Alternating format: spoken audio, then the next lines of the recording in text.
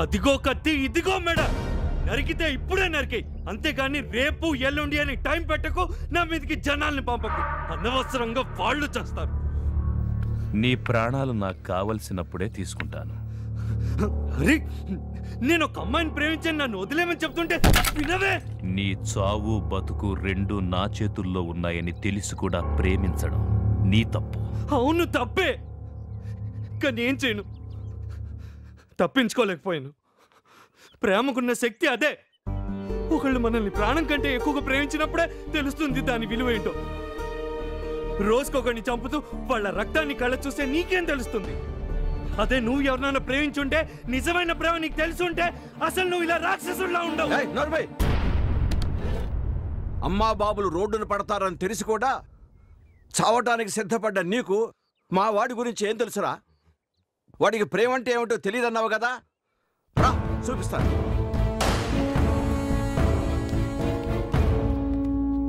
అటు చూడరా, ఆ ఫోటోలో ఉన్నది ఎవరో తెలుసా? మా వాడి భార్య. పెళ్ళయి ఒక ఆడపిల్ల పుట్టిన తర్వాత ఒకరోజు గుడికెళ్ళి వస్తూ ఉంటే కొంతమంది పగవాళ్ళు నా కోడల్ని కాల్చి చంపేశారు. ఇది జరిగి 20 సంవత్సరాలు అవుతుంది. అయినా మా వాడు మళ్ళీ పెళ్లి చేసుకోలేదు.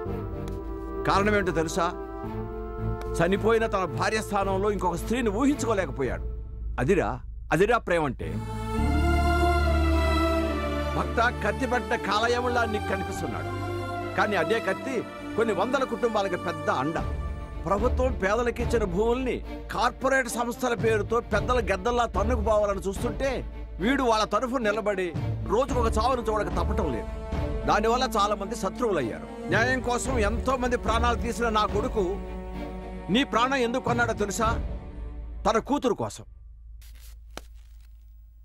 ఆ పిల్లవాడికి 6వ ప్రాణం. దాని మీద ఏ కూడా వాలకుండా కాపాడుకొస్తున్నాడు. కానీ మా దురదృష్టవశాత్తు భగవంతుడు దాని గుండెకి ఒక నయంకారి రోగాన్ని ఇచ్చాడు. తన ప్రాణం కాపాడాలంటే గుండె మార్పిడి చేయాలి.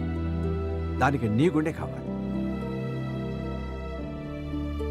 కానీ నువ్వు ఎదురు తిరిగేసరికి ఈ విషయం ఏమాత్రం తెలియకుండా అపురూపంగా పెంచిన తన చిట్టి తల్లికి ఏమవుతుందో అన్న భయంతో రోజు నరకయాత్ర అనుభవిస్తున్నాడు.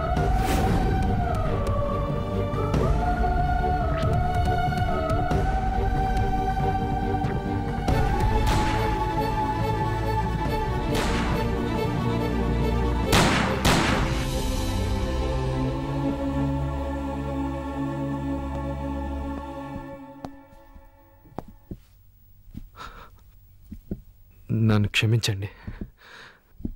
నా చావుతో ఎవరికైనా హాని తలపెడతారేమో అనుకున్నాను.